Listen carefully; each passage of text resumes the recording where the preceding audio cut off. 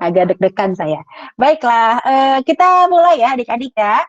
Nah, nanti pada waktu aku sharing, bagi adik-adik yang mau mencatat sesuai dengan apa yang dia perlukan, silahkan.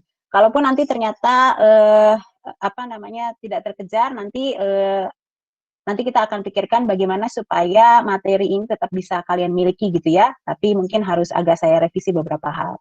Oke, sebelumnya terima kasih atas kesempatan yang diberikan dan nanti sampai dengan kurang lebih jam setengah 4, jadi mungkin kurang lebih 1 jam lebih lah ya, kita akan ngobrol tentang penjurusan. Nah, topik tentang penjurusan ini aku sebut sebagai orientasi masa depan. Nah, kenapa orientasi masa depan? Karena berbicara tentang sesuatu yang ada di masa yang akan datang. Kalau sekarang adik-adik masih SMP, kelas 7, 8, 9, maka ini bicara sesuatu yang nanti waktu SMA. Ketika adik-adik sekarang masih kelas berapa? 10, 11, 12, berarti nanti bicara soal ketika kuliah ataupun ketika bekerja gitu ya. Nah, jadi mari kita lihat ke slide yang sudah saya sampaikan ya. Mudah-mudahan semuanya bisa buka slide-nya. Oke. Nah, kalau kita bicara tentang masa depan, itu memang sesuatu yang penuh ketidakpastian ya, karena kita belum ada di masa itu. Tapi tetap yang namanya perencanaan masa depan ya, adik-adik, itu tetap menjadi salah satu penentu keberhasilan adik-adik untuk mewujudkan mimpi atau cita-cita. Ya. Nah, jadi kalau bicara orientasi masa depan, apakah itu? Nah, yang tadi aku bilang, kalau bicara OMD atau orientasi masa depan ini, maka ini bicara soal penjurusan. Penjurusan di SMA, yaitu ada jurusan IPA atau ada jurusan IPS, ada juga jurusan bahasa, ya. Kemudian ada juga kalau sekarang kalian sudah di SMA, maka ini bicara penjurusan di perkuliahan ataupun profesi pekerjaan di masa depan. Ya, itu bicara soal apa itu yang aku maksud dengan orientasi masa depan atau OMD. Nah, when atau kapan itu dibahas ya sekarang gitu ketika terutama kalau untuk yang SMP kalau kalian sekarang sudah kelas 9. Karena nanti begitu kalian masuk di SMA kelas 10 itu udah langsung penjurusan. Bener kan? Sekarang begitu ya adik-adik ya. Udah langsung penjurusan kelas 10. Kalau zaman aku dulu masih kelas penjurusan, tapi itu adalah pada tahun 90-an ya, jadi beda zaman.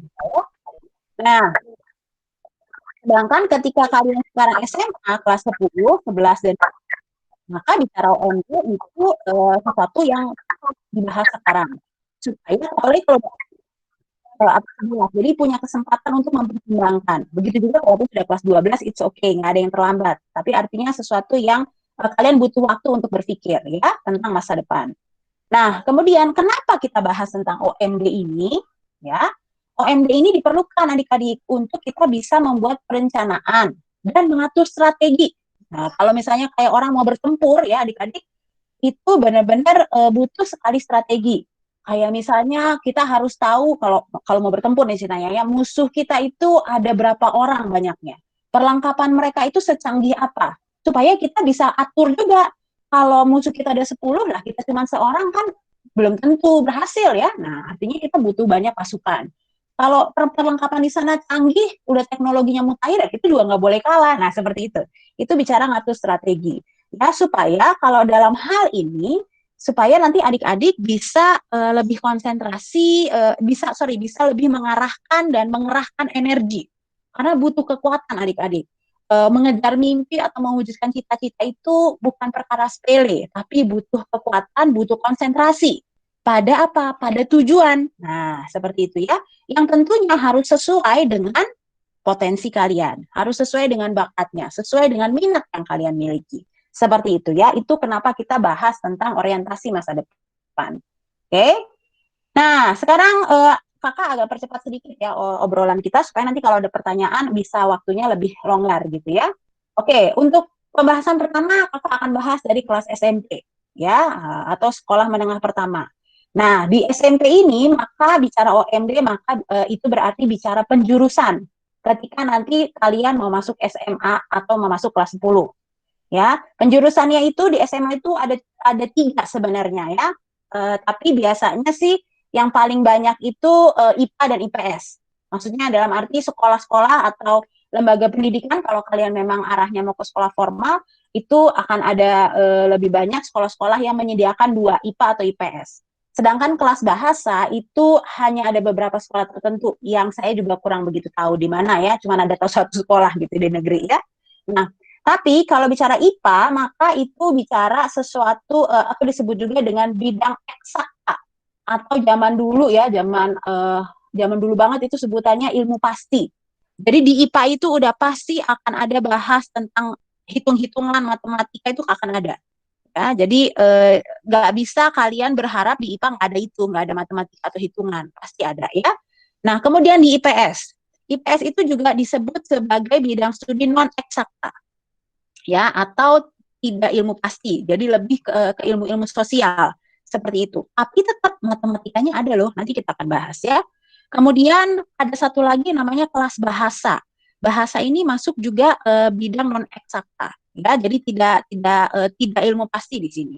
Ya, dia lebih banyak apa namanya ya berhubungan dengan bahasa dan sejenisnya ya. Oke, selanjutnya, nah ini yang kalian perlu cek ke diri sendiri ya. Kakak ngasih tahu beberapa hal, tapi kalian coba langsung connectingkan ke diri sendiri. Kira-kira aku match nggak ya dengan yang kemampuan-kemampuan yang dibutuhkan oleh jurusan-jurusan tertentu ya. Nah, untuk jurusan IPA, ya ada kemampuan-kemampuan yang dibutuhkan di jurusan IPA. Pertama, yaitu kemampuan hitungan matematika. Nah, itu jadi kalian harus yakin kalau kalian mau masuk IPA, maka kemampuan hitung-hitungan matematika kalian itu harus bagus. Tapi adik-adik di sini tuh ada dua jenis hitungan matematika sebetulnya. Ada hitungan yang yang sifatnya teoritis itu berupa rumus-rumus ya adik-adik. Tahu lah ya rumus-rumus tambah, bagi, kurang dan sebagainya lah. Tapi ada juga yang bentuknya praktis atau berupa soal cerita. Ya, misalnya ibu memberi uang kepada Budi 20.000. Budi disuruh pergi ke pasar untuk belanja tomat. Tomat harga sekilo 6.000. Si berapa kasih sisa uang Budi? Nah, itu contoh gitu ya. Itu soal cerita. Jadi kalian diminta untuk membayangkan ya. Itu satu kemampuan yang dibutuhkan. Kemampuan berikutnya yang dibutuhkan di jurusan IPA ya, itu kita bisa lihat ada kemampuan membayangkan dimensi ruang atau geometris ya. Tugas-tugas geometris itu berhubungan dengan bangun ruang. Nah, tapi juga kalian pasti akan ngebahas juga nanti ada bangun datar, artinya yang dua dimensi, dan kalian tetap di situ ada rumus-rumus matematika yang digunakan, gitu ya. Nah, kalian harus bisa mampu membayangkan itu supaya bisa menyelesaikan tugas-tugas geometris, ya.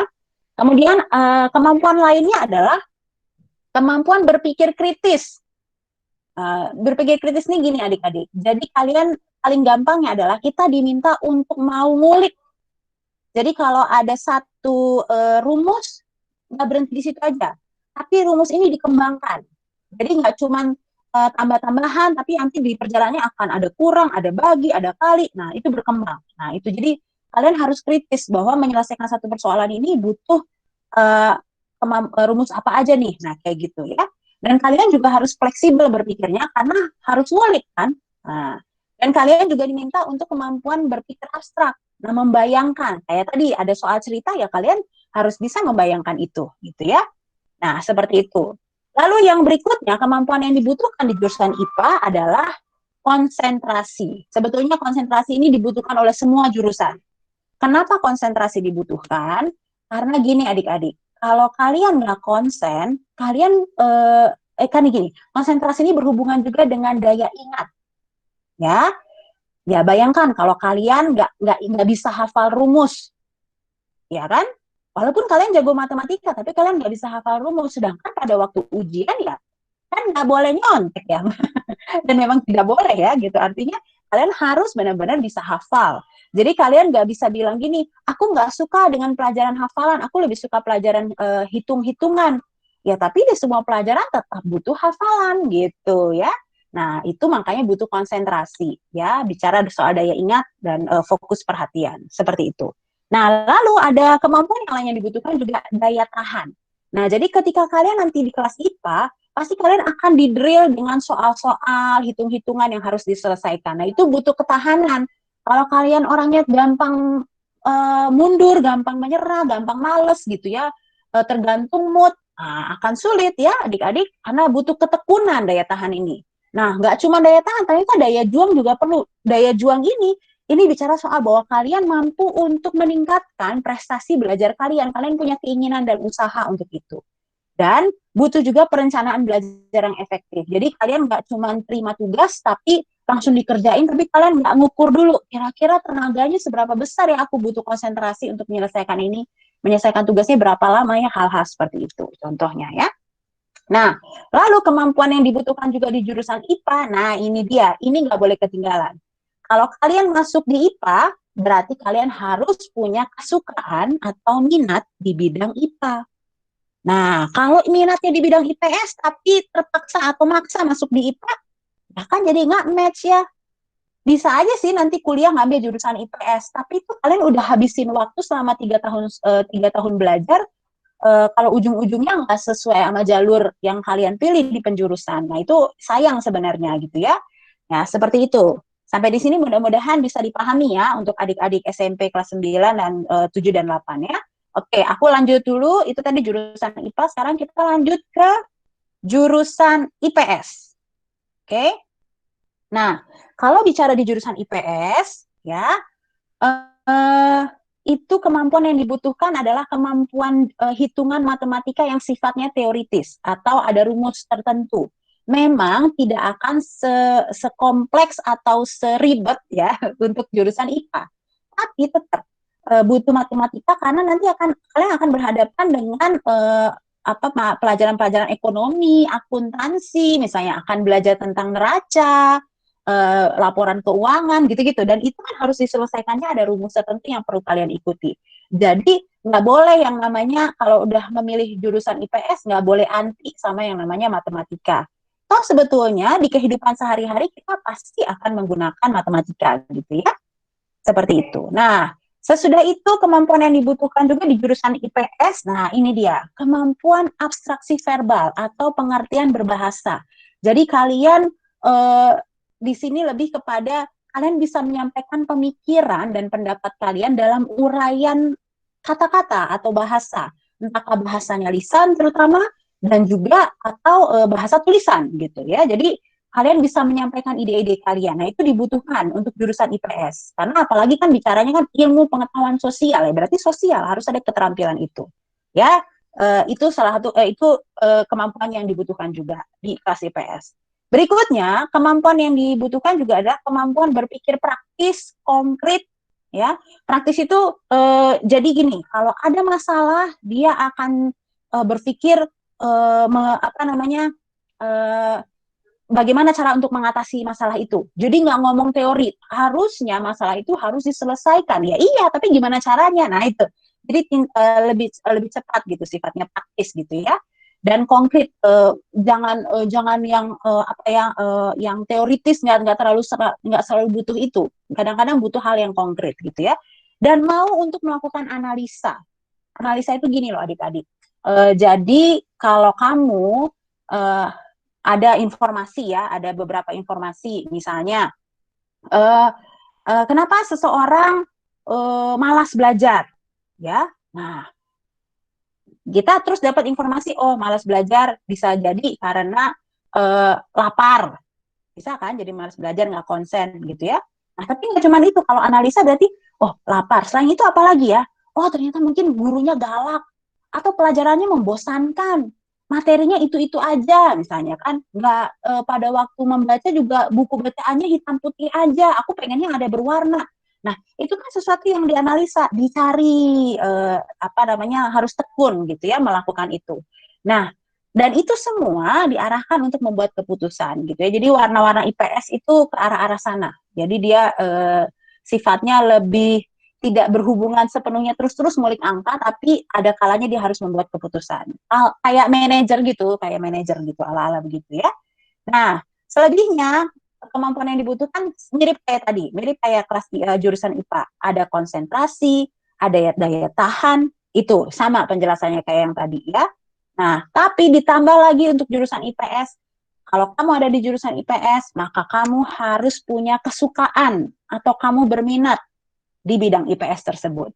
Kalau kamu nggak berminat di situ, maka kamu nggak berkembang gitu. Tidak ada usaha untuk meningkatkan uh, prestasi belajar, misalnya gitu ya. Kemampuan kamu hanya sebatas gitu-gitu aja karena nggak berminat. Nah, gitu ya. Nah, jadi itu untuk jurusan IPS ya. Oke, sekarang kita lanjut ke jurusan berikutnya. Ya, semoga adik-adik bisa ngikutin ya. Walaupun mungkin agak sedikit cepat, tapi kakak berusaha untuk bisa dipahami ya. Nanti kalau ada yang kurang jelas boleh bertanya ya. Baik, selanjutnya kita masuk pada kemampuan yang dibutuhkan oleh jurusan bahasa. Nah, dari namanya aja udah bahasa, berarti sangat spesifik ya di bidang bahasa tentunya. Nah, maka udah pasti kebutuhan yang kemampuan yang paling dibutuhkan adalah kemampuan abstraksi verbal. Seperti yang tadi kakak udah jelasin. Abstraksi verbal itu bicara soal bagaimana kamu mampu untuk menyampaikan pendapat kamu, pemikiran kamu, apa yang kamu rasakan ke dalam uraian kata-kata, gitu ya, disampaikan gitu kepada orang lain. Nah, itu sesuatu yang sangat dibutuhkan di jurusan bahasa, ya. Kalau dia kesulitan dalam hal itu tapi masuk bahasa, ya pasti dia akan berjuang ya untuk bisa mengatasi keterbatasan tersebut. Nah, lalu itu kemampuan yang pertama. Kemampuan yang kedua yaitu kemampuan membayangkan dimensi ruang atau general. Jadi ini tuh mirip seperti kelas IPA. Tapi kalau kelas IPA kan dimensi ruangnya berhubungan dengan soal-soal geometrik ya. Tapi kalau ini dimensi ruangnya berhubungan tentang pemahaman suatu persoalan secara menyeluruh gitu. Ya, ini satu bentuk kemampuan yang juga berkaitan dengan kalau adik-adik lihat di sini ada kemampuan analisa, bernalar dan berpikir abstrak. Nah, kenapa analisa tadi yang kakak terangin ya, bernalar itu bicara soal kemampuan dia untuk mempelajari hal-hal yang baru, yang berbeda dari yang biasanya. Ini mungkin agak sedikit rumit ya adik-adik pemahamannya, tapi begini, kalau di kelas bahasa itu paling gampangnya adalah nanti di kelas bahasa itu akan ada mata pelajaran yang berhubungan, misalnya ada bahasa Inggris, ya bahasa Inggris kan dipelajari sama semua jurusan ya, IPA, IPS juga belajar. Tapi kalau di kelas bahasa, bahasa Inggrisnya akan berbeda. Bisa jadi bahasa Inggrisnya itu tidak hanya Inggris for daily life atau Inggris dalam percakapan sehari-hari, tapi juga sastra Inggris. Jadi masuk sastranya.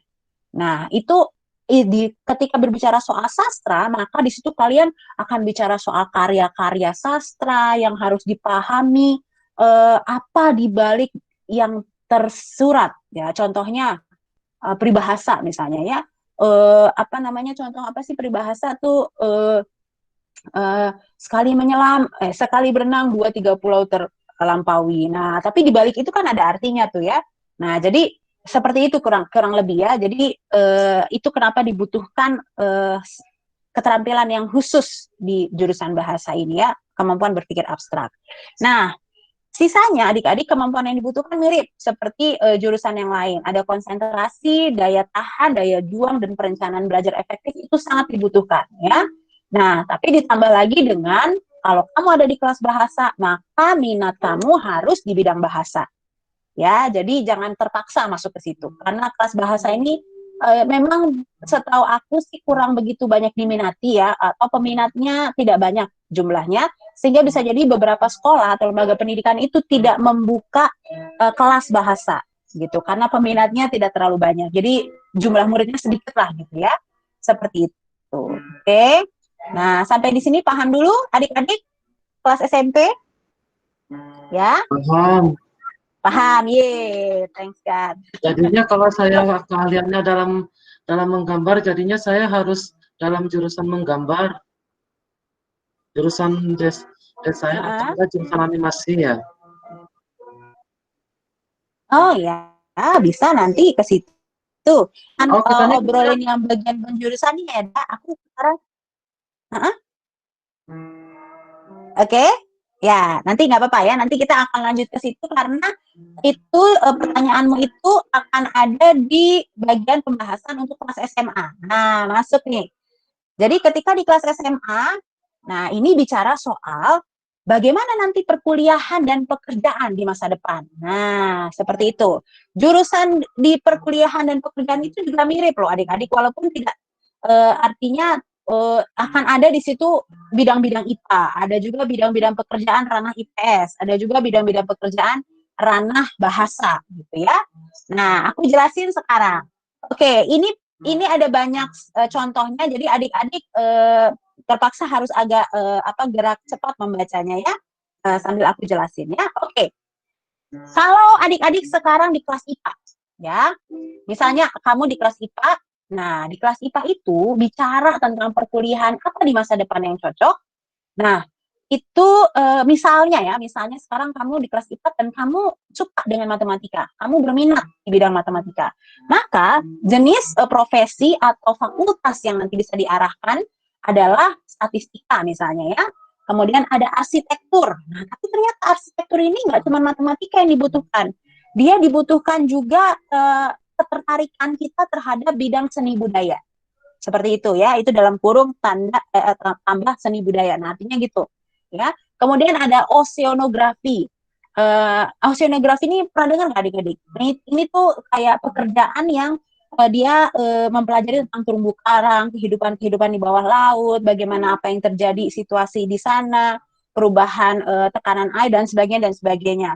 Perpindahan populasi per musimnya dari hewan-hewan yang ada di laut seperti itu ya. Nah, itu oceanografi. Nah, oceanografi ini ternyata nggak cuma butuh matematika, tapi dia juga butuh ketertarikan kita terhadap bidang fisika. Nah, seperti itu. Lalu berikutnya ada teknik industri. Ya, ini contoh-contohnya. Teknik industri, ya tentunya teknik-teknik yang dibutuhkan untuk dalam proses industri, industrial gitu ya, seperti itu. Lalu ada planologi atau teknik perencanaan wilayah atau kota. Nah, itu kayak misalnya penempatan di suatu kota itu dirancang, perancangan kotanya, oh di bagian sini penempatan penampungan air, oh di sini untuk penghijauan dan sebagainya gitu ya. Dan itu nggak cuma butuh matematika, tapi juga butuh ketertarikan pada bidang geografi. Seperti itu ya. Selanjutnya, ada lagi teknik penerbangan. Nah, teknik penerbangan ya tentunya bicara soal pesawat ya, pesawat bagaimana apa saja yang teknik apa yang ada di dalamnya dan bagaimana supaya pesawat ini bisa terbang aman dan sebagainya. Nah, seperti itu. Ya, ini yang dibutuhkan nggak cuma matematika tapi juga butuh fisika ya. Nah, lanjut. Berikutnya ada teknik informatika. Nah, ini bicara soal program-program ya, program-program yang kalian jadi membuat program yang nanti bisa dimanfaatkan untuk memperlancar kegiatan ya. Misalnya bikin program untuk memperlancar mesin hitungan di kasir. Di kafe misalnya butuh mesin kasir, nah dia kadang-kadang dia juga bisa digunakan untuk itu. Dan masih banyak tugas yang lainnya ya terkait teknik informatika. Selanjutnya ada cyber security. Kalian pernah dengar nggak ini? Yang untuk keamanan terhadap kejahatan-kejahatan di dunia maya ya. Makanya di situ dibutuhkan nggak cuma matematika tapi juga butuh keterampilan komputer seperti itu. Lalu ada ekonomi pembangunan. Nah, ya itu berarti di sini berkaitan dengan perekonomian tapi pembangunan secara menyeluruh gitu ya. Itu nggak cuma butuh matematika, butuh juga ekonomi. Nah, terus ini juga ada pendidikan intelijen. Kalian pernah nonton nggak film-film detektif yang apa sih kayak kok aku jadi lupa, NCIS gitu. Itu jadi dia menyelidiki ini kematiannya karena senjata tajam kah atau apa, atau pendidikan intelijensinya itu yang jadi penyamaran gitu ya, CIA jadi FBI gitu gitulah, ala-ala begitu ya. Nah, tapi mereka akan berhubungan dengan menyelidiki tindakan-tindakan kejahatan gitu ya. Nah, itu nggak cuma matematika tapi juga butuh biologi gitu ya. Oke, selanjutnya masih di bidang IPA, tapi ini berkaitan kalau kalian punya IPA bidang IPA-nya itu lebih spesifik minatnya ke bidang biologi. Nah, kalau seperti itu ada macam-macam juga adik-adik ya. Ada ahli kesehatan dan keselamatan kerja, ada ilmu gizi, ya.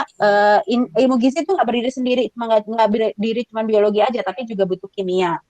Kemudian ada bidang kedokteran. Nah, kalau ini kalian udah paling sering dengar ya, kedokteran. Apakah dokter hewan juga termasuk lah di sini ya. Nah, kemudian ada teknologi pangan. Ya, jadi pangan yang dikembangkan secara teknologi dan seterusnya. Jadi adik-adik bisa lihat, ada bioteknologi, ada biokimia, ada teknik lingkungan, ada budidaya perairan, ada rekayasa pertanian, bidang-bidang pertanian, ada agroekoteknologi, ada kehutanan. Nah, jadi ini semua bisa berkaitan dengan bidang IPA ya, khususnya kalau kalian punya minat ke biologi. Nah, menambah wawasan kalian dulu ya terkait bidang-bidang apa aja. Nah, yang aku berikan di sini itu sebetulnya memang masih ada banyak di luar ini ya, karena situasi zaman yang berkembang, ada bidang-bidang lain yang bermunculan ya. Ini hanya beberapa saja. Oke. Nah, jadi untuk kalian yang suka biologi di bidang IPA, ada ini contoh-contohnya. Oke, adik-adik bisa lihat ya. Tadi kita udah bahas sampai ke bioteknologi, biokimia, teknik lingkungan, budidaya perairan, rekayasa pertanian, gitu ya, itu berhubungan sama dunia pertanian.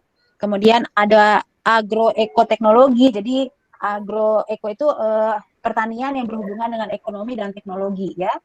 Kemudian ada kehutanan ya, dan kehutanan ini ternyata nggak cuma biologi aja, tapi ada fisika juga dibutuhkan di situ. Oke, bisa diturunkan lagi?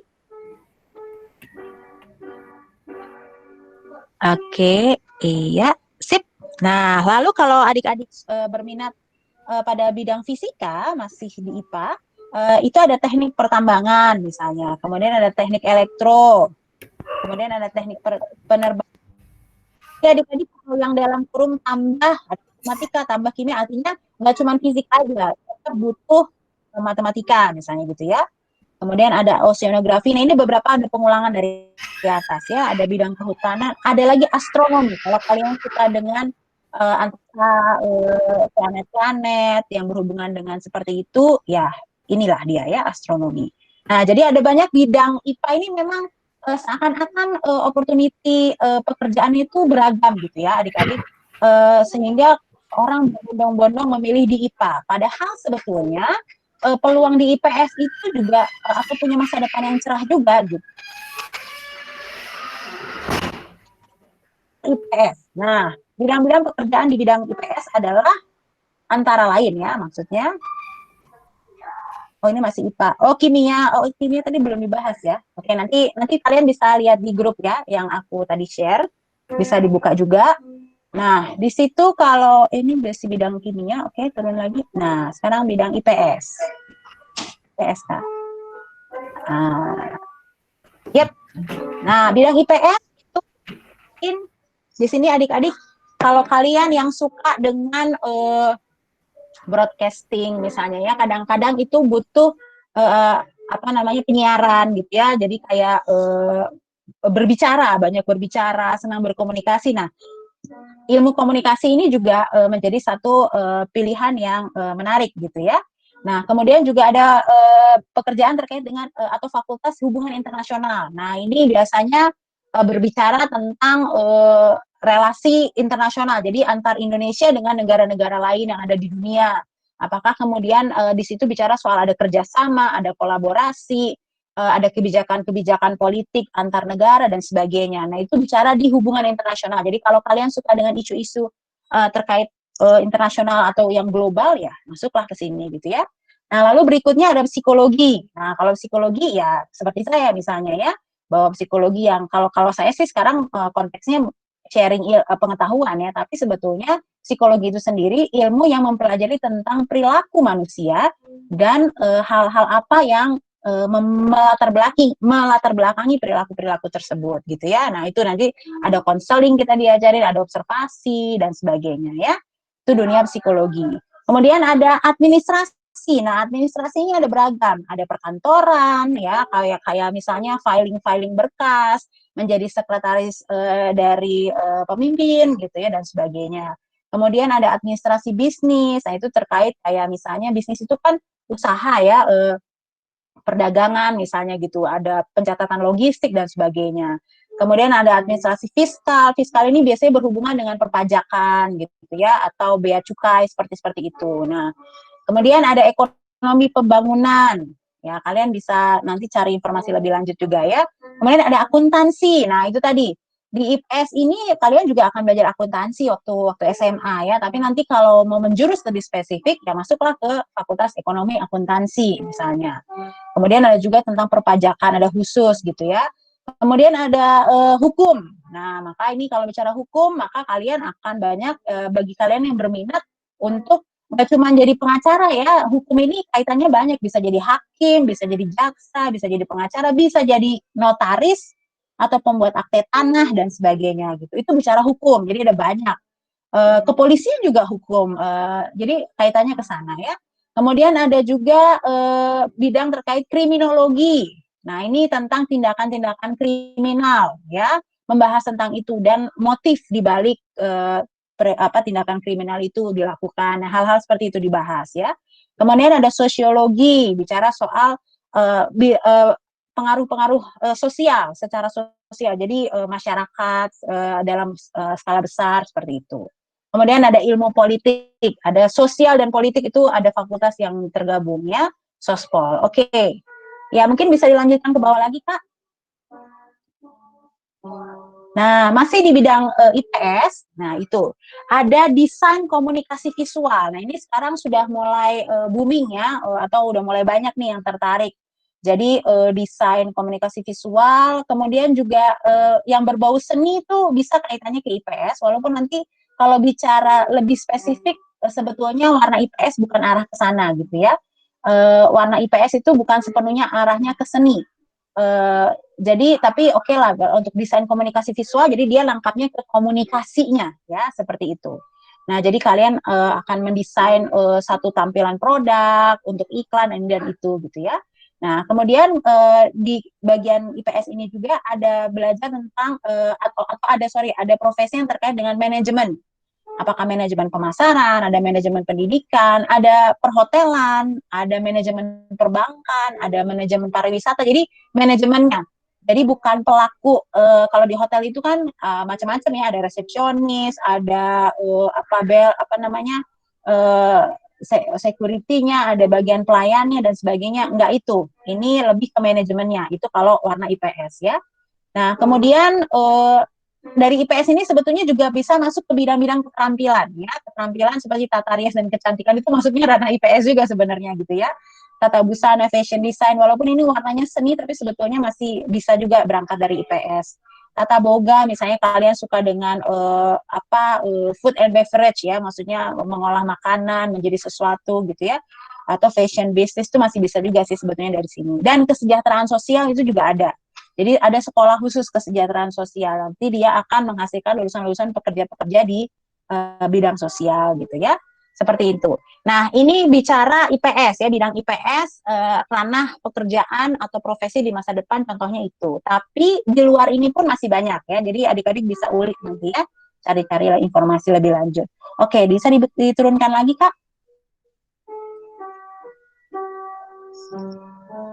Oke, diturunkan lagi ke bawah, kita masuk ke bahasa, bidang bahasa. Nah, jadi kalau kelas bahasa ini memang sangat jarang di Indonesia ya, tapi kalau memang kita masuk ke kelas bahasa, maka prospek di masa depan itu sebetulnya sangat banyak juga gitu ya. Misalnya ada bahasa asing. Bahasa asing ini lebih kepada keterampilan berbahasa asing. Jadi nanti dia lebih kayak misalnya terampil berbahasa Prancis kah, Rusia kah, apa-apa gitu ya, Arab kah dan sebagainya. Nah, ini agak berbeda dengan sastra. Di bawahnya kan ada sastra. Sastra ini juga macam-macam. Nggak cuma sastra sastra Inggris misalnya atau sastra Jepang, enggak. Ada juga sastra budaya. Jadi kayak misalnya sastra Jawa, sastra Indonesia, sastra Batak. Nah, itu tuh ada tuh macam-macam ya. Jadi kalau bicara sastra ini nanti ada warna seninya di situ, seni budayanya ada di situ.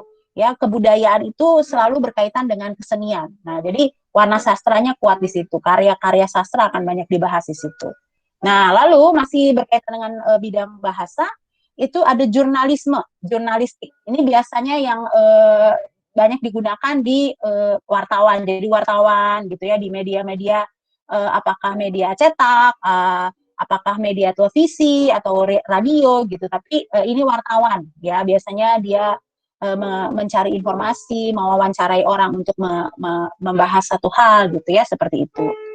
Nah, lalu dari bidang bahasa ini juga prospeknya juga ke dunia psikologi itu ada. Jadi dunia psikologi ini ada warna seninya.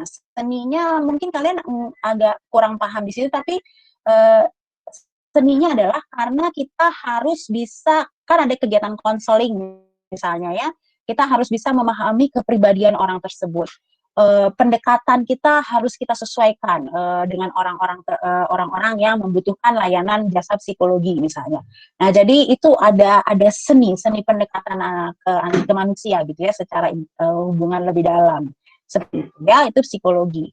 Lalu ada lagi sosiologi yang tadi aku udah sempat bahas, ada antropologi, sosiologi, arkeologi. Nah, itu karena kenapa masih masuk ke bahasa? Karena ada bicara juga soal kebiasaan, budaya, sejarah, nah seperti itu.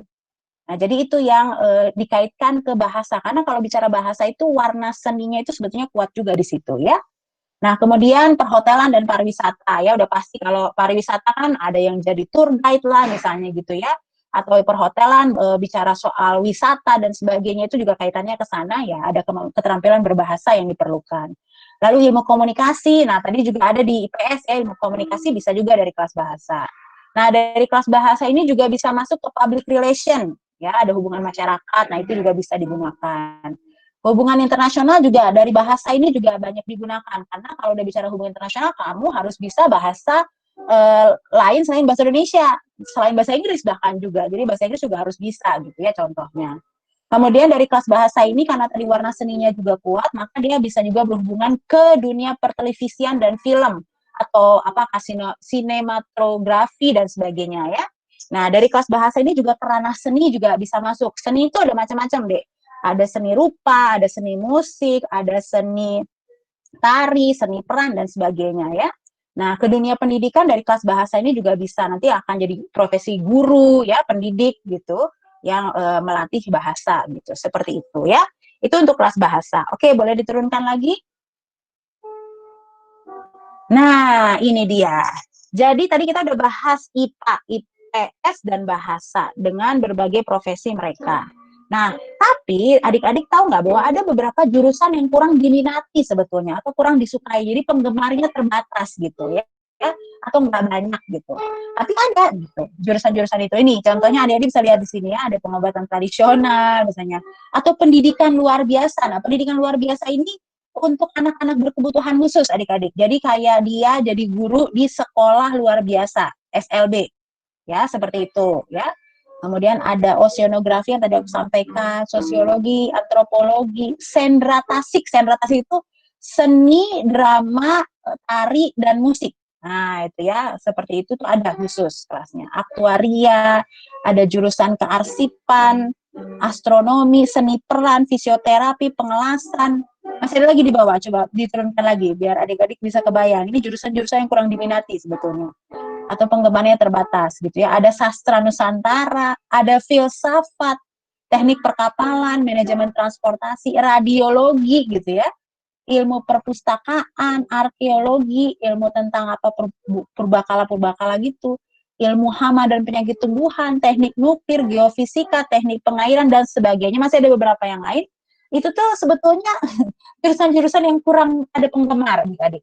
Tapi jangan salah loh, kalaupun misalnya jurusan ini kurang diminati atau penggemarnya cuma sedikit, tapi mereka kemudian bisa menjadi ahli di bidangnya dan dicari gitu loh, dibutuhkan. Misalnya di rumah sakit kalian patah tulang, terus harus pergi ke bagian radiologi. Walaupun ini jurusan yang kurang, tapi kalau nggak ada bagian radiologi, nggak ada yang periksa itu tulang kaki kalian itu benar atau enggak gitu.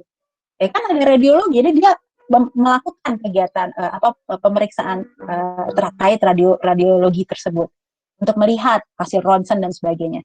Biasanya bisa dibayangkan nggak adik-adik?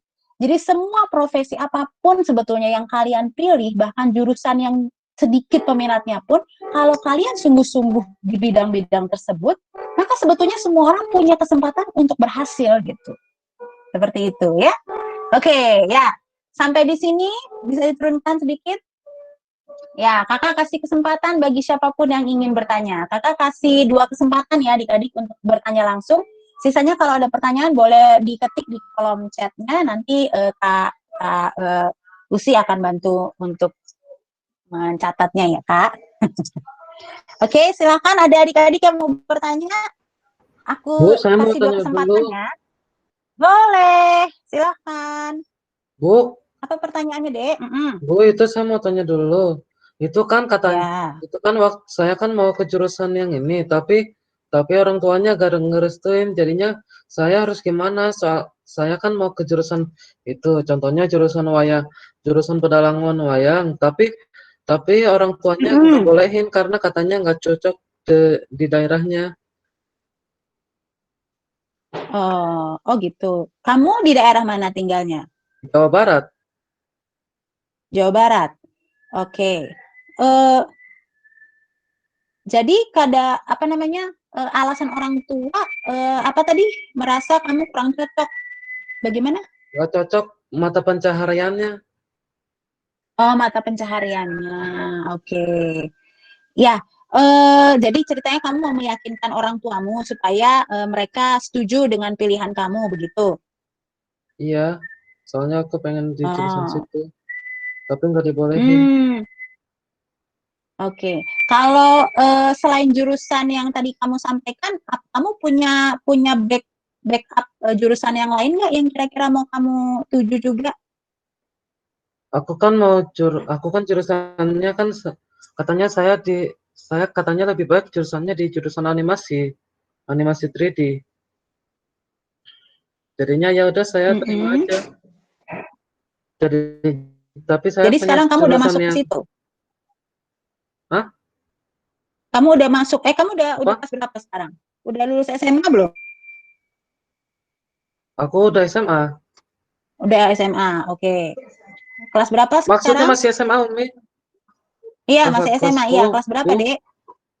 Kelas 10. Kelas Oke, 10. ya. Heeh. Ya, ya. Oke. Eh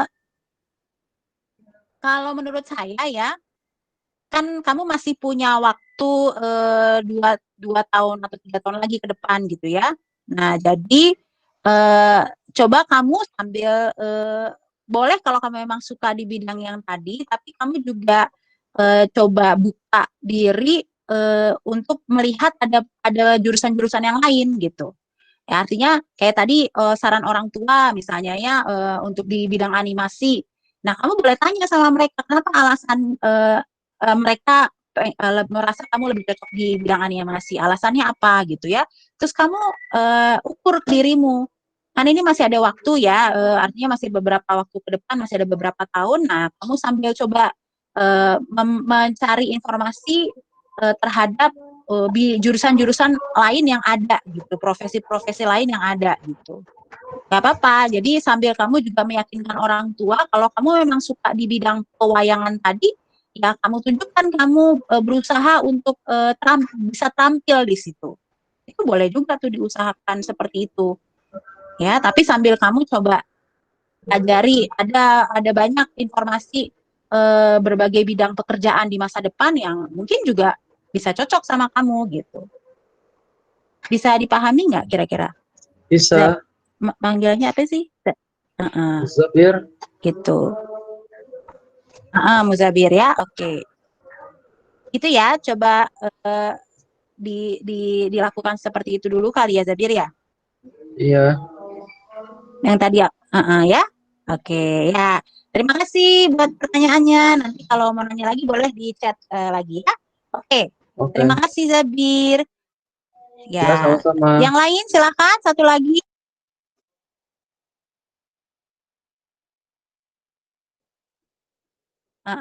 Yang lain ada lagi yang mau nanya langsung atau mau ditanya di chat aja? Oke, belum ada. Oke, kita coba lihat dari yang chat ya. Oke. Oke, gimana Kak Usi? Ini aku agak lambat ini chatnya. Oh iya, Bu. Nggak muncul. Sudah ada 3 Ah, pertanyaan dari 3 orang adik kita. Yang pertama itu dari Oke. Audrey bertanya nih, Bu. Mengapa saya merasa tidak cocok dengan jurusan Mm, IPS atau bahasa? mm. Oke. Nah, eh Adri, kalau kamu merasa tidak cocok di ketiga bidang itu, bisa nggak tolong kamu sampaikan? Boleh deh di chat kalau kamu ini. Apa yang membuat kamu merasa tidak cocok? Tidak ada yang fit satupun dari ketiga jurusan tersebut. Oke? Apa yang kamu rasakan? Emang ada hal-hal hambatan apa tuh? Atau ada ketidaksesuaiannya di mana? Gitu ya. Nah, aku tunggu ya chatnya ya, balasannya ya. Oke, boleh lanjut dulu Kak? Dari Sherin. Ya, Hmm. dari sharing Ibu, pertanyaannya itu untuk di masa yang mendatang, profesi apa yang sangat dibutuhkan? Profesi apa yang sangat dibutuhkan? Um, Kalau kita lihat di masa sekarang aja dulu ya Sherin ya. Menurut Sherin nih, situasinya lagi pandemi. Terus kita ada di rumah aja. Oke? Nah, sekarang terus kita lagi Google Meet seperti ini. Berarti kan kita butuh teknologi ya. Nah, jadi dan ternyata teknologi ini ke depannya akan terus terpakai. Sekarang udah banyak orang usaha-usaha via online misalnya. Sekolah aja untuk sementara ini via online gitu ya. Nah, tapi sekarang orang berkembang waktu juga bisa jadi nanti akan ada hal-hal yang baru lagi di masa depan. Karena kita mau bilang profesi apa yang sangat dibutuhkan, ya, sangat gitu ya. Eh, Selalu dibutuhkan gini, Sherin.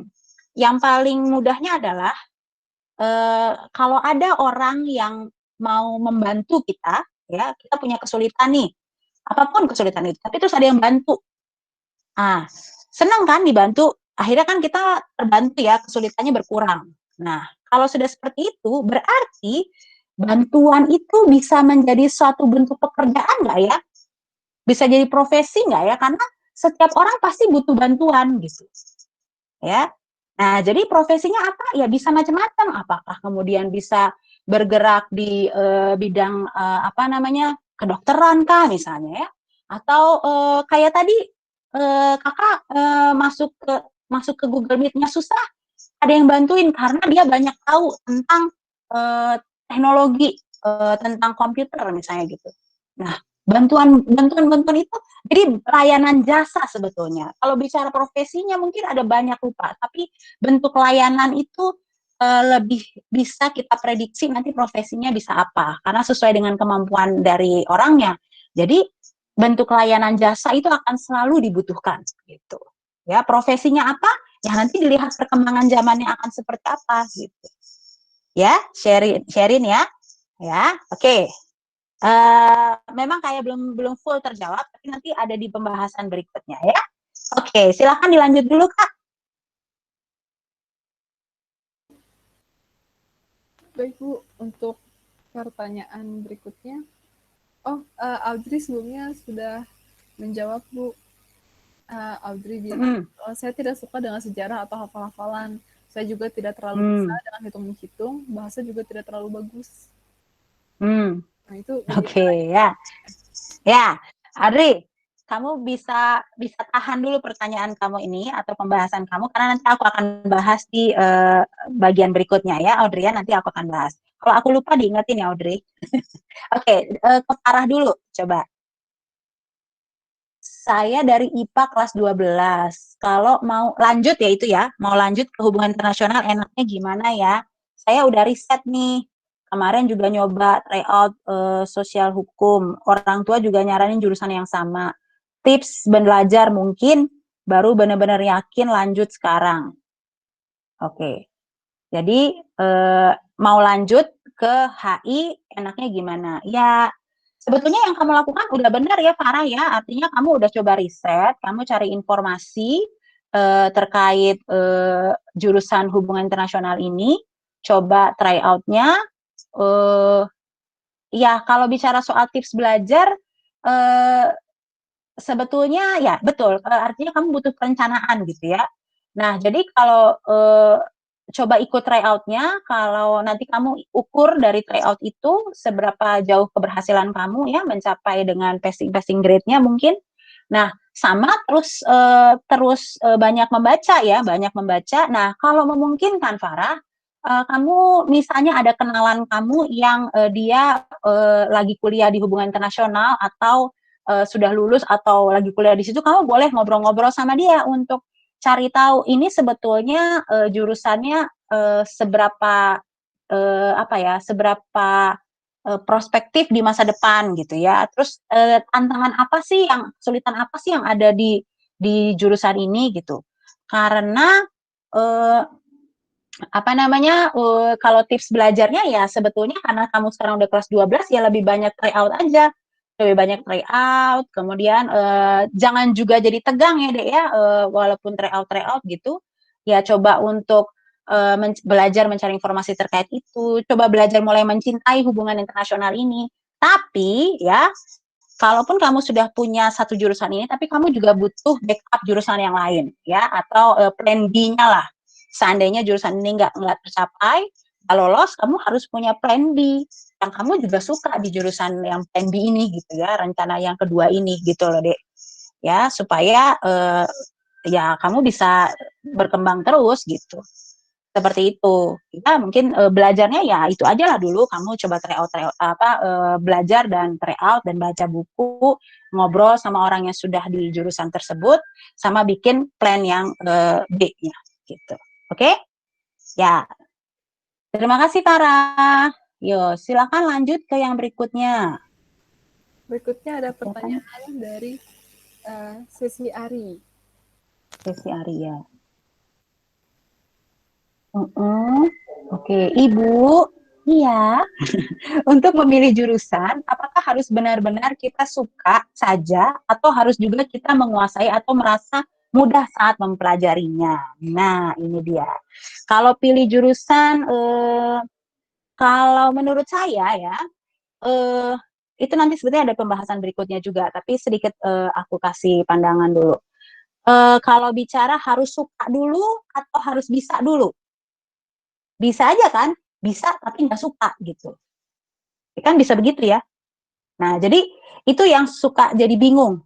Nah, terus gimana dong?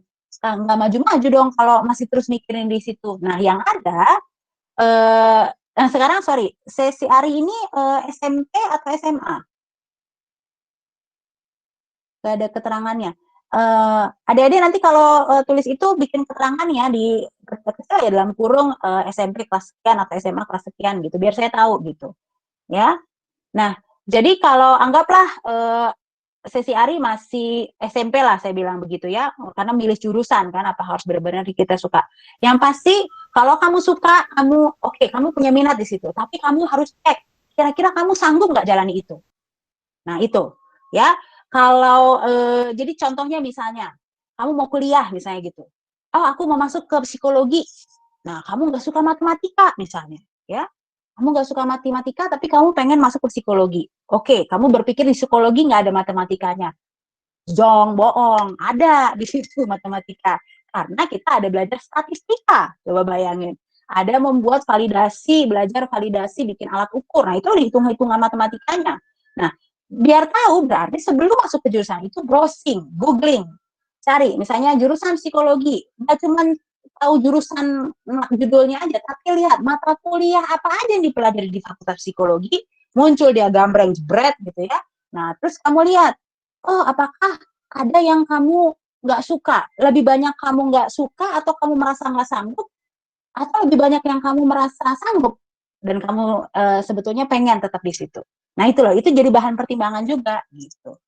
Ya, karena kita akan bingung apakah harus suka dulu bisanya belakangan atau bisa dulu baru suka. Nah, lebih baik begitu, dicek ke dirimu gitu. Bisa dipahami, Sesi? Ya, nanti kalau masih bingung lagi boleh ditanyakan ya. Oke, aku lanjut dulu ya. Saya tidak suka sejarah. Oh, nanti ya Audrey ya, aku bahas ya. Oke, sekarang ke Lukman. Lukman, Bu, gimana cara kita menemukan jurusan yang kita minati? Kalau bingung memilih jurusan. Oke. Pertama, Lukman, kalau bingung duduk dulu ya. Jangan keliling-keliling, duduk dulu berpikir ya.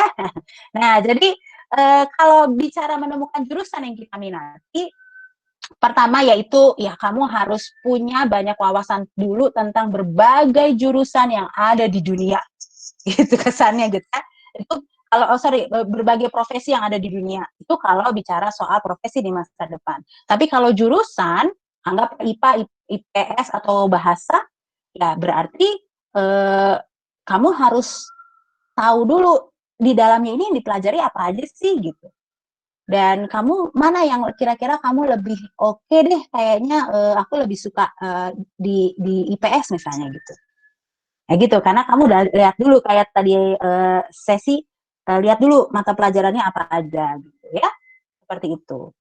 Oke, ya nanti aku jawab lagi ya, karena masih ada berikutnya, penjelasan berikutnya. Oke, sesi Ari ya, saya tanya lagi ya Bu. Oke, apakah untuk masuk jurusan filsafat saya harus pandai dalam bidang pelajaran bahasa, misalnya bahasa Indonesia, Inggris, Mandarin?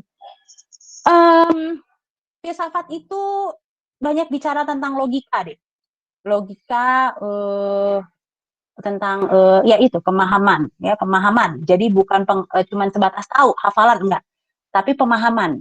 Nanti dia akan banyak bicara tentang nilai-nilai gitu ya, cara pandang, logika berpikir. Nah, jadi kalau itu sih sebetulnya nggak perlu harus jago di bidang atau di pelajaran bahasa. Tapi memang kalau menurut aku ya, ya kalau bahasa Indonesia ya paling tidak kamu nggak cuman tahu bahasa prokem lah, bahasa Indonesia yang baik dan benar juga harus bisa dong gitu ya. Atau bahasa Inggris ya pasti harus bisa lah, paling tidak jago banget sih nggak usah.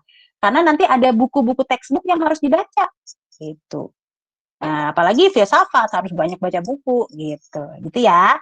Oke. Nah, ini lanjutannya. Oke.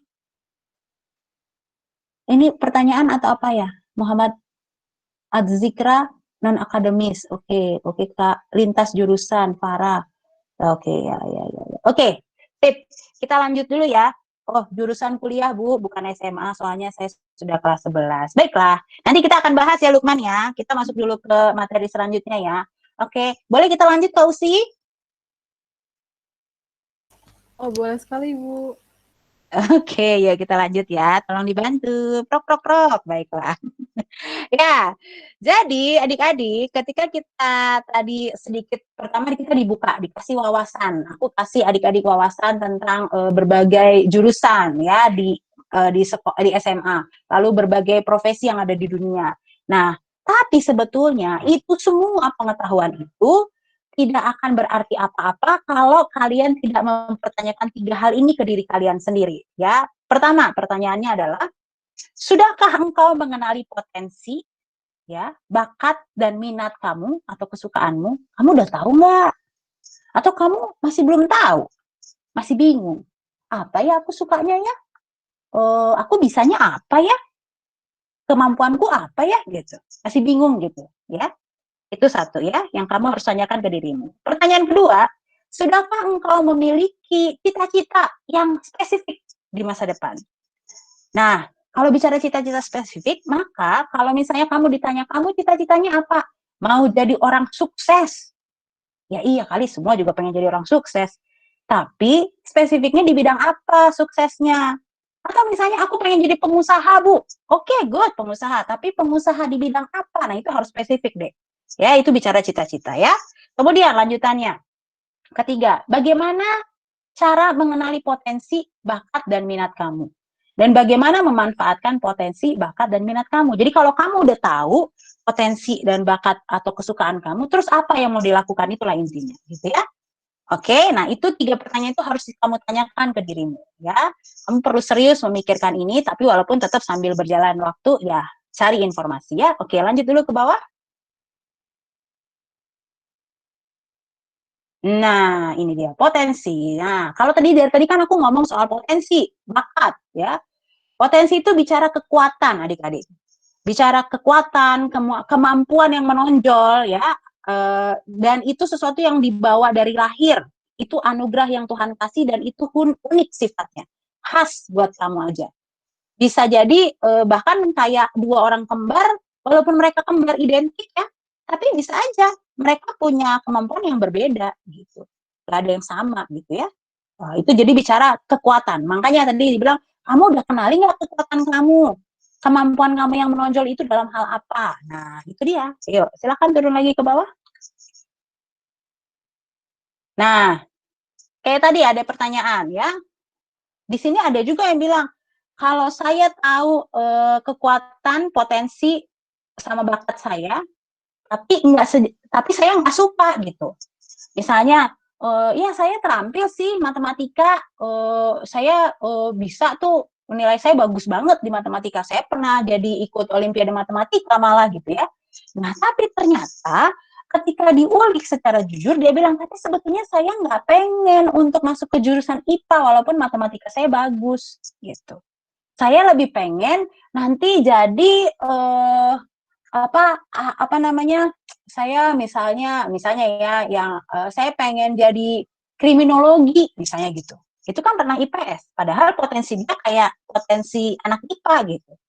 Nah, itu kan jadi pertanyaan, mana ya yang didahulukan gitu. Oke, ngikutin kesukaan saya atau ngikutin kemampuan saya? Nah, tadi ada pertanyaan gitu juga kan. Oke, nanti kita lanjutkan. Yuk, lanjut dulu ke bawahnya.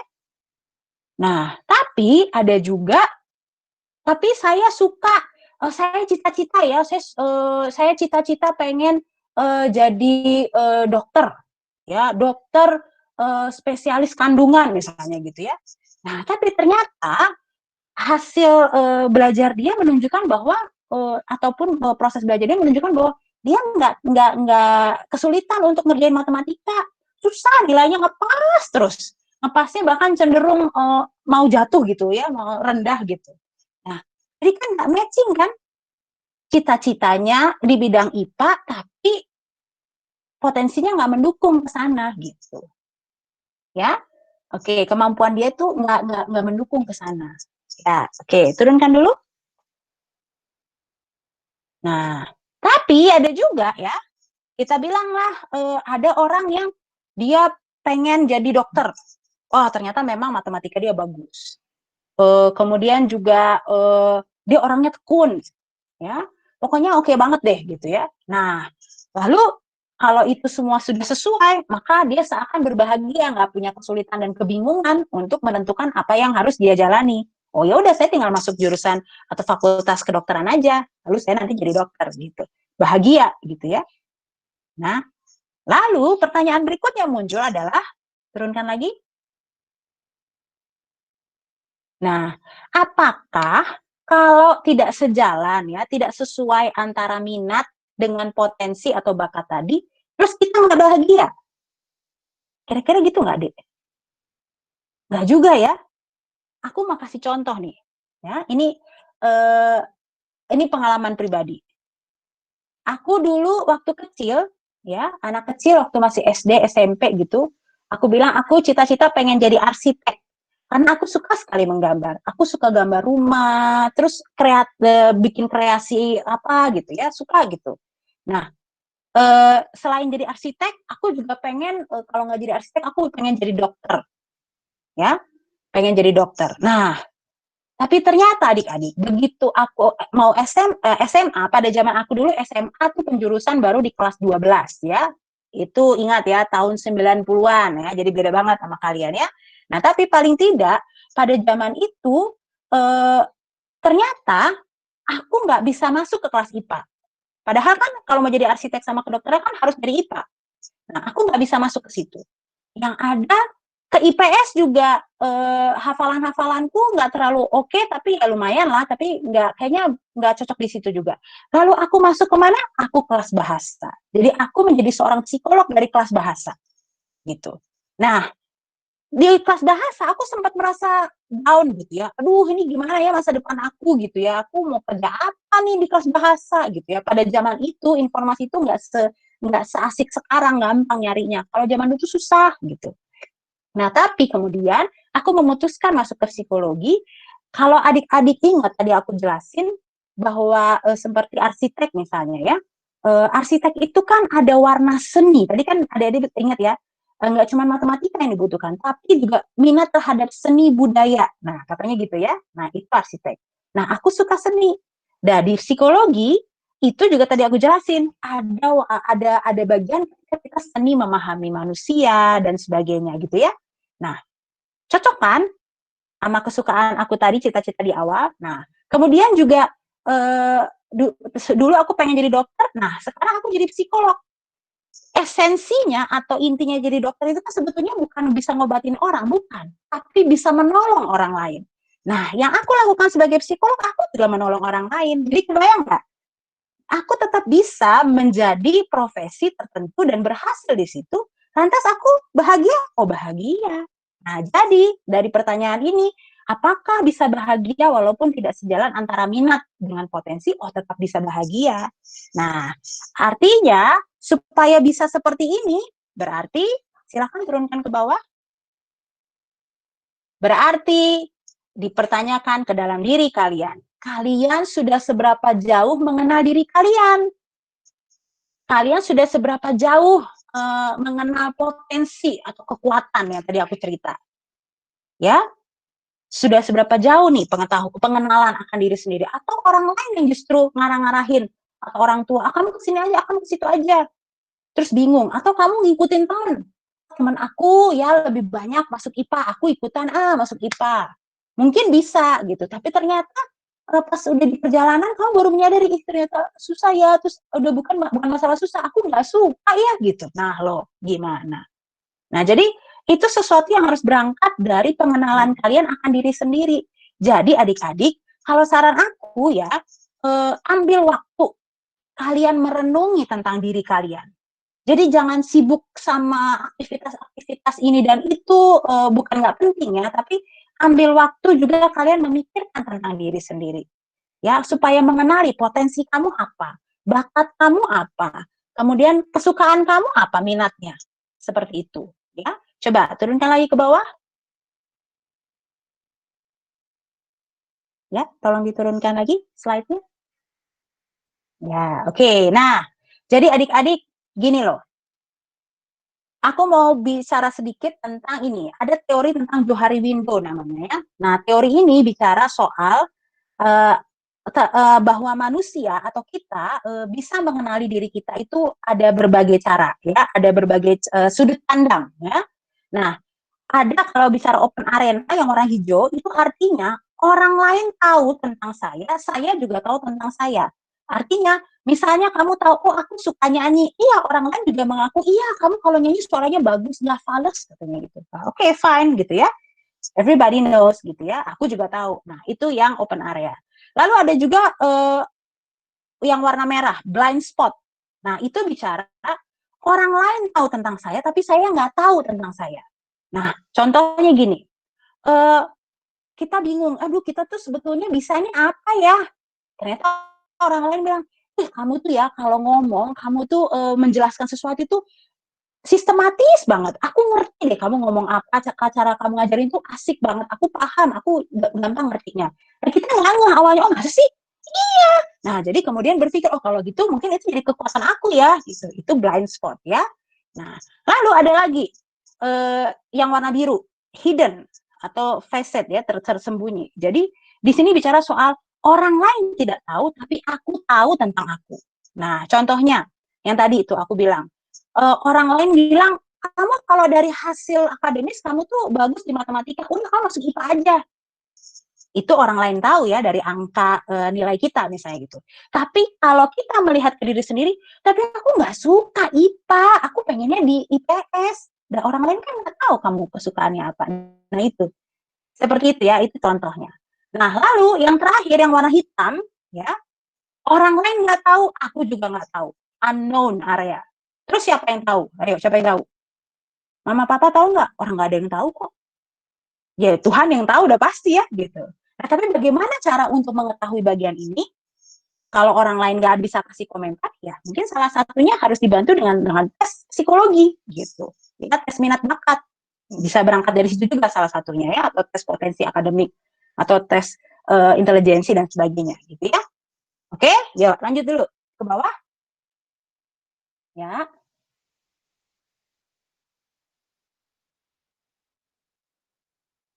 Oke, nah jadi adik-adik yang tadi kakak bilang, ambil waktumu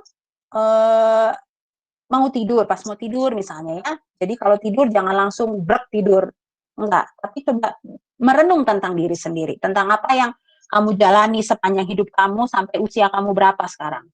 Nah, di situ kamu berpikir untuk inilah waktunya aku harus berpikir tentang apa sih yang menjadi kelebihan aku, kekuatan aku, dan apa sih yang jadi kelemahan aku. Nah, cara-caranya untuk mengenali itu ada beberapa aku kasih tahu ya. Ada self check. Self check itu pemeriksaan terhadap diri sendiri. Jadi kamu cek dari nilai akademis kamu, misalnya kalau ada nilai akademis, kamu bisa lihat patokannya dari situ. Mata pelajaran apa yang kamu kuat? Nah, bagus. Kalau bagus semua, oke. Mungkin kamu lihat dari kegiatan yang kamu sukai, ya. Tapi bisa kamu lakukan gitu. Misalnya, oh aku suka dengan alam gitu. Nah, ternyata kamu ya apa namanya suka tertarik dengan isu-isu lingkungan hidup. Nah, itu sesuatu yang bagus gitu, sesuatu kecerdasan terkait dengan lingkungan gitu ya, alam gitu, seperti itu. Lalu prestasi, ada nggak prestasi-prestasi tertentu yang pernah kamu dapatkan? Nah, itu juga bisa jadi petunjuk bahwa mungkin itu kelebihan kamu di hal-hal tersebut ya, dan sebagainya. Nah, itu satu self check. Yang berikutnya, kamu boleh diskusi, kamu boleh ngobrol, bertanya pada orang lain tentang apa sih di mata mereka yang menjadi kekuatan kamu, tapi dan juga apa yang menjadi kelemahan kamu. Nah, kamu bisa tanya sama orang tua, sama keluarga, bisa ngobrol sama guru atau sama mentor, bahkan sama teman juga boleh. Cuman biasanya kalau kakak sih lebih nyaranin coba ngobrol juga sama orang tua, sama guru yang lebih dewasa ya. Karena kalau sama teman kadang-kadang ya itu dia juga ya gitu ya, gitu kan jadi nggak berkembang gitu obrolannya ya. Nah, seperti itu misalnya. Dan yang terakhir, kamu bisa tahu kekuatan, kelebihan, dan kelemahan dirimu itu dari tes psikologi. Ya, contohnya yang tadi aku udah sampaikan ya, tes minat bakat kah, tes intelijensi dan sebagainya. Jadi tes-tes psikologi seperti ini lebih mengukur. Jadi karena yang diberikan tes ke kamu itu nggak cuma satu hal, tapi kamu ada beberapa tes yang kemudian nanti dari situ akan dianalisa untuk kemudian tergambar lah kamu utuhnya seperti apa, ya. Jadi tesnya harus seperti itu supaya kamu bisa temui apa yang menjadi kelebihan dan kekuatan kamu. Oke? Ya, silakan lanjut ke lembar berikutnya, Pak. Nah, lembar berikutnya adalah pertanyaan, ya. Oke, adik-adik karena kita waktunya terbatas, nanti aku buka sesi bertanyanya di akhir aja ya, biar aku coba menutup dulu bagian ini semua materi, dan nanti adik-adik bisa lanjut bertanya ya. Tapi kalau ada yang mau sambil bertanya, boleh sambil diketik di chat ya, sambil aku jelasin yang terakhir, oke? Baik, kita lanjut dulu Kak Usi, silakan di slide berikutnya.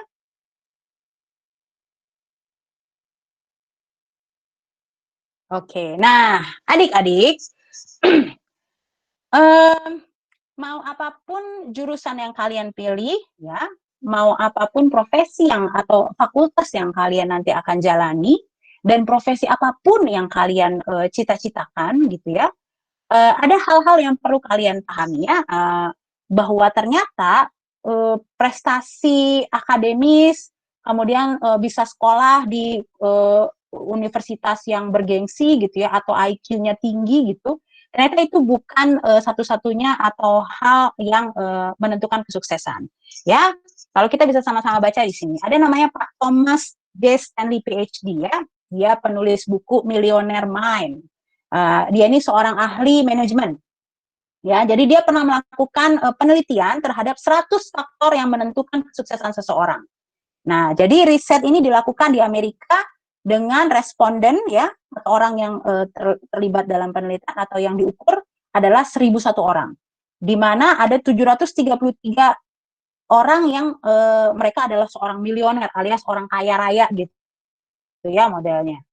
Nah, ternyata ditemukan bahwa dari mereka 1.000 sekian orang itu, ternyata IQ yang tinggi ya, atau intelijensi kemampuan berpikir yang tinggi, yang superior, itu bukan ada di 10 besar. Jadi dari penelitian ini dia menghasilkan 10 faktor utama kesuksesan.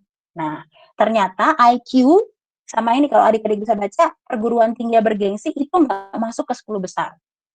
Nah, seperti itu. Ya, jadi apakah yang menentukan kesuksesan? Apakah 10 faktor yang dia temukan itu? Nah, berikutnya, yuk kita lihat. Pertama, yang ditemukan dari situ adalah 10 faktor kesuksesannya adalah, silakan dilanjutkan. Pertama adalah kejujuran. Ya, menurut adik-adik, hidup itu harus seberapa jujur sih? Nah, itu ya. Nah, jadi adik-adik perlu menyadari, ternyata yang dibutuhkan itu soft skill loh, bukan hard skill, bukan nilai akademis, bukan semata-mata itu gitu ya maksud aku ya. Nah, tapi bicara soal sikap dan cara berpikir ya. kejujuran yang pertama. Terus yang kedua, dilanjutkan. Disiplin.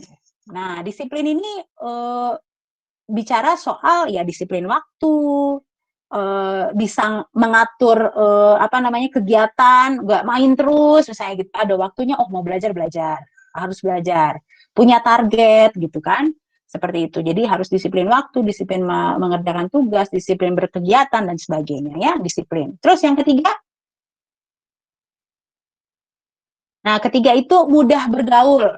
Nah ini dia, ternyata bergaul itu perlu ya Dek ya, karena kalau nggak bergaul, orang nggak akan tahu kita itu kemampuannya sejauh mana gitu. Ya, jadi bergaul ini juga kita melatih keterampilan berkomunikasi dengan orang lain, ya kan? Nah, selanjutnya yang keempat, dukungan, ya, dukungan pendamping atau dukungan dari keluarga, dari orang tua. Ya, itu besar juga pengaruhnya. Sehingga ketika kita mengalami situasi yang stres gitu ya atau tertekan, ada orang-orang di sekitar kita yang memberi semangat. Gitu, oke? Ya, selanjutnya yang kelima. Oke, kerja keras. Nah, itu dia. Jadi, mau apapun jurusan yang kalian pilih, IPA atau IPS atau bahasa, atau perkuliahan apa yang kalian pilih, kalau kalian nggak punya keinginan untuk bekerja keras, maka itu semua akan sia-sia. Mau seberapa pintar pun kalian matematika misalnya ya, di kelas IPA, tapi kalau kalian nggak sungguh-sungguh belajar dan berjuang untuk meningkatkan kemampuan kalian, ya tidak ada gunanya gitu. Tidak akan mendukung keberhasilan juga di kemudian hari ya. Oke, jadi kerja keras tetap dibutuhkan. Oke, lanjut yang keenam. Yang keenam. Oke, kecintaan pada apa yang dikerjakan. Nah, makanya dari tadi ingat nggak, ada kakak ngejelasin tentang jurusan IPA, jurusan IPS, jurusan bahasa. Tapi selalu embel-embelnya Tahi itu adalah kalian harus punya minat.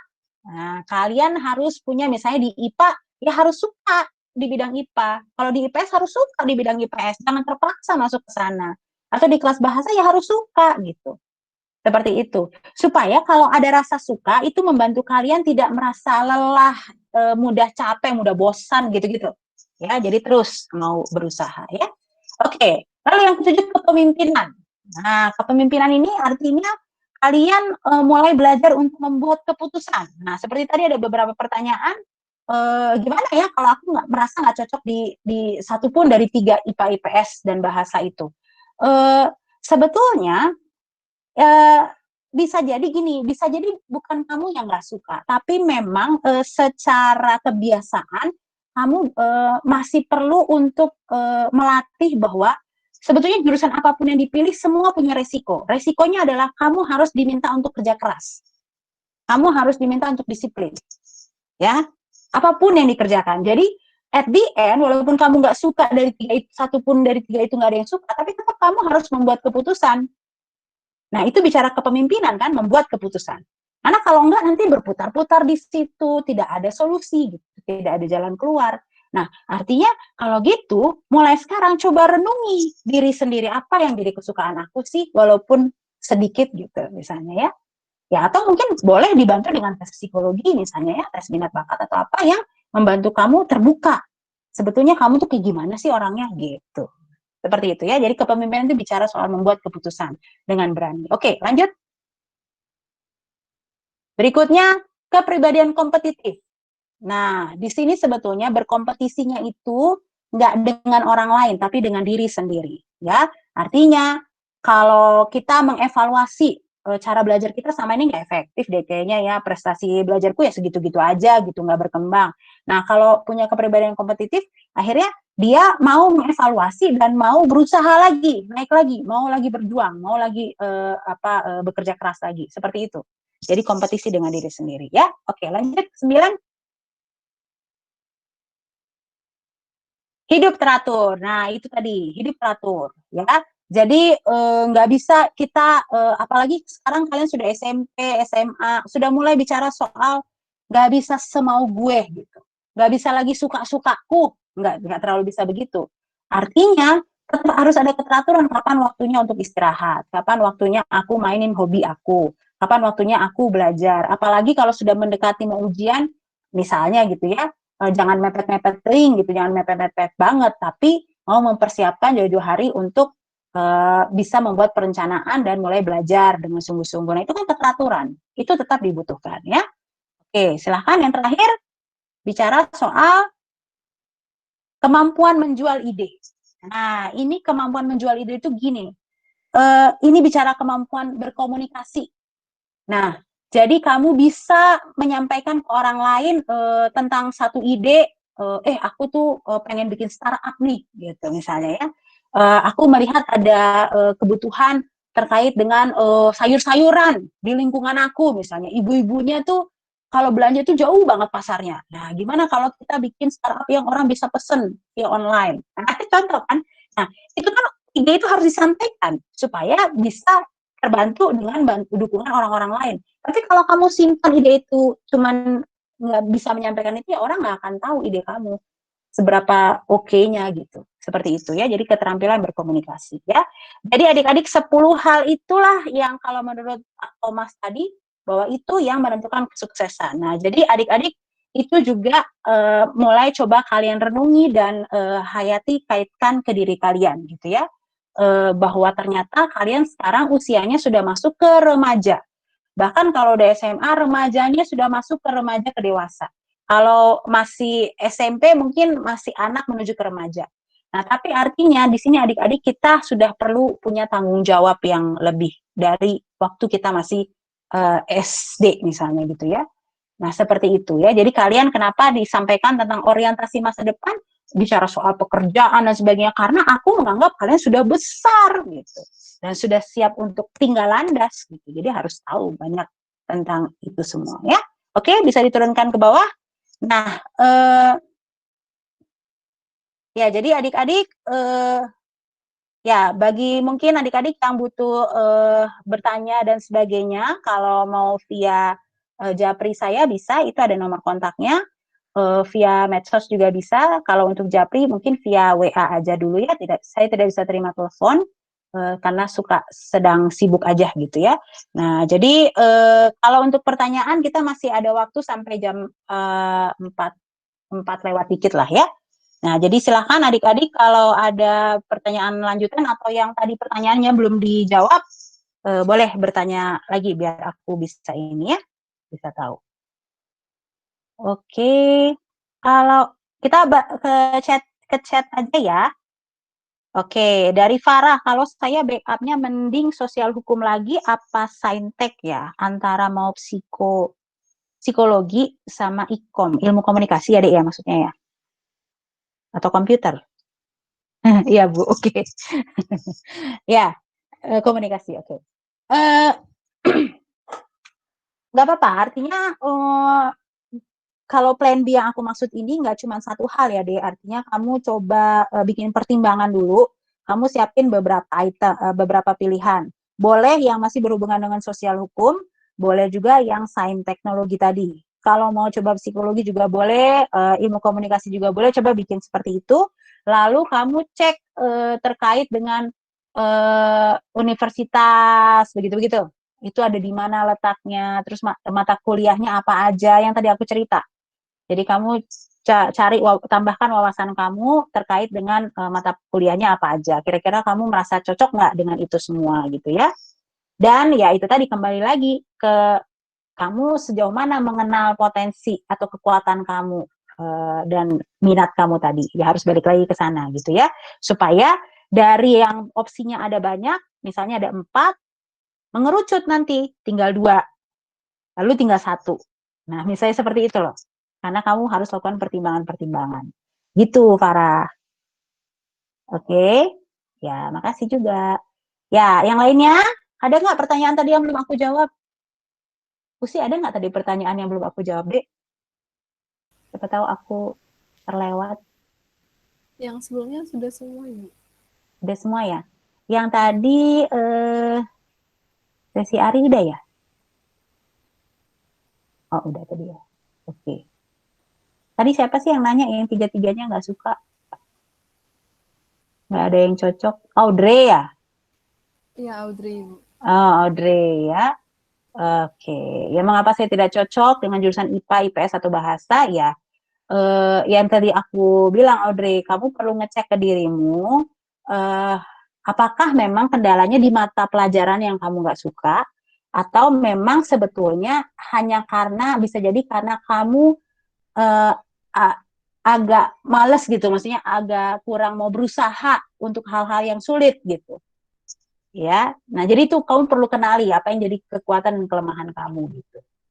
Ya, supaya bisa tahu memilih mana yang cocok. Karena bagaimanapun tetap harus membuat keputusan kan Audrey.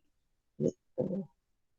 Ya, nggak suka sejarah, hafal-hafalan, nggak terlalu bisa hitungan, bahasa juga tidak terlalu bagus gitu. Ya, tapi ada juga ya adik-adik yang memang kemampuan jadi gini, kalau bicara IQ itu kan bermacam rupa ya. Dari yang bagus, dari yang sedang, sorry, dari yang kurang sampai ke yang bagus banget.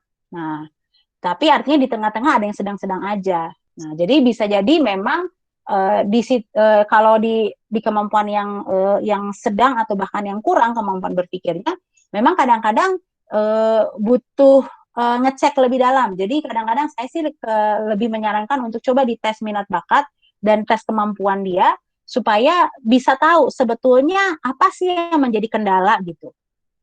Apakah memang keterbatasan kemampuan berpikir ya? Karena nanti ini akan membantu untuk membuat kira-kira dia nanti lulus SMA perlu, sorry, ketika misalnya SMP ya, apakah dia memang nanti harus masuk ke SMA atau mendingan masuk ke SMK kejuruan, gitu loh. Ya, jadi lebih ke praktek lebih banyak kalau di SMK. Atau ketika di SMA kira-kira nanti ngambil kuliahnya bidang-bidang yang memang butuh sesuatu yang kompleks atau sesuatu yang sederhana aja, misalnya gitu. Tapi yang sederhana ini tuh tetap berarti, misalnya kayak tadi kearsipan, itu kan tetap penting. Kalau nggak ada yang ngurus arsip, terus gimana dong bisa jalan lancar perusahaannya? Kan nggak bisa. Nah, jadi seperti itu gitu.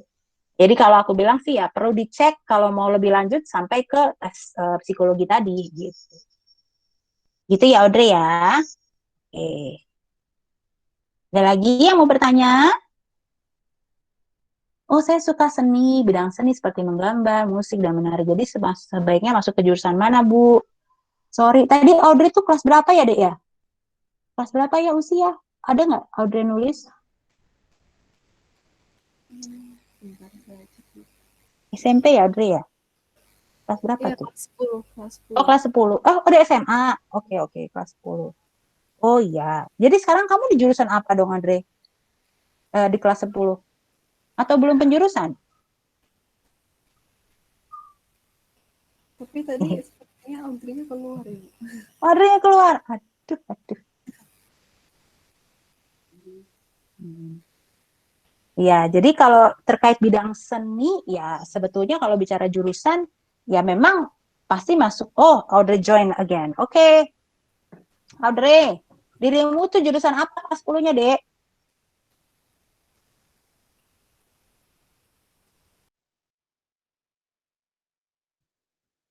Belum ya? Oh, belum milih. Oh, kelas 10 belum milih gitu ya, Dek ya? Oke. Begini ya, aku kasih gambaran dulu deh. Paling mudahnya itu kalau kamu merasa bahwa untuk urusan hitung-hitungan matematika kamu nggak bagus, ya aku bilang aja lah nggak bagus, misalnya ya, kamu kesulitan sekali di situ, lebih baik pilih IPS atau bahasa gitu, ya. Kalau misalnya pun di sekolah atau di lembaga atau kalau memang kamu homeschooling, aku nggak tahu nih Andre sekolah formal atau homeschooling ya, tapi artinya pilihlah jurusan non eksakta, jadi bukan IPA gitu. Ya, terserah IPS atau bahasa. Tapi memang kalau minatnya lebih ke sini, memang warnanya lebih ke bahasa kalau memang ada. Walaupun nanti, oh ya homeschool. Jadi gitu Audrey. Nanti ya Audrey, pada waktu kamu ujian kelulusan SMA, itu hanya akan ada dua format ujiannya, untuk IPA atau untuk IPS. Jadi ya kamu harus pilih kalau kamu kesulitan di hitung-hitungan benar-benar sulit, ya udah mendingan di IPS aja. Ya jadi terpaksa ya memang kamu effort di situ loh Dek gitu ya. Kamu butuh usaha untuk nggak usah oke banget di jurusan sejarah misalnya ya, nggak apa-apa. Tapi paling nggak nilainya aman untuk bisa lulus gitu. Begitu Audrey. Ya, kalau memang betul-betul kesulitan di matematika. Tapi kalau ternyata itu hanya karena kamu enggan dan sebagainya, ya itu kamu perlu harus cek lagi. Apakah memang kamu nggak bisa di persoalan hitung-hitungan gitu. Itu ya Audrey ya. Oke deh, sama-sama. Baik. Bagaimana Usi? Sudah jam 4 lewat sedikit. Di jam aku ya Usi. Ibu, tidak apa-apa. Mungkin dari adik-adik ada yang masih ingin bertanya.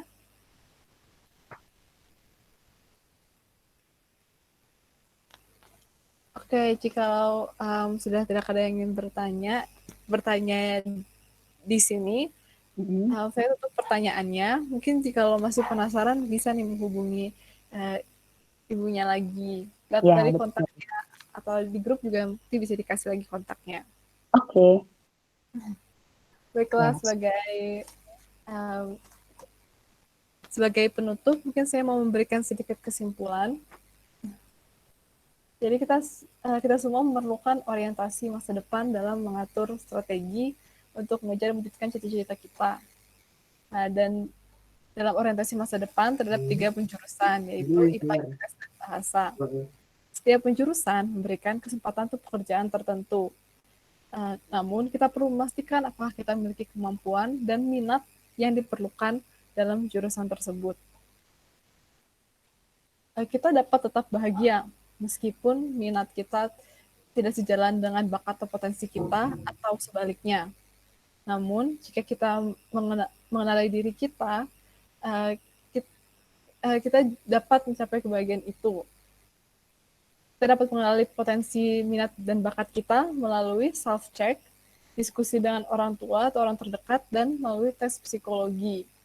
Namun, kesuksesan tidak ditentukan oleh di mana kita berada, tapi terutama ditentukan oleh kejujuran, disiplin, kemudahan bergaul, dukungan dari pendamping, kerja keras, kecintaan pada yang dikerjakan, kepemimpinan, kepribadian kompetitif terhadap diri sendiri, hidup yang teratur, dan kemampuan untuk menjual ide atau berkomunikasi. Oke, sip. Susi keren.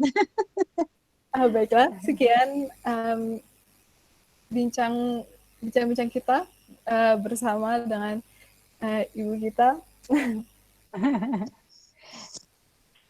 Semoga semua ilmu yang dapat bermanfaat. Semoga semua pertanyaan yang mungkin masih mengawang makin didapatkan jawabannya, dan semoga suatu hari nanti kita dapat bertemu adik-adik semuanya ketika semua sudah mencapai mimpinya dan bahagia dengan apa yang dikerjakannya. Oke. Terima kasih adik-adik semua.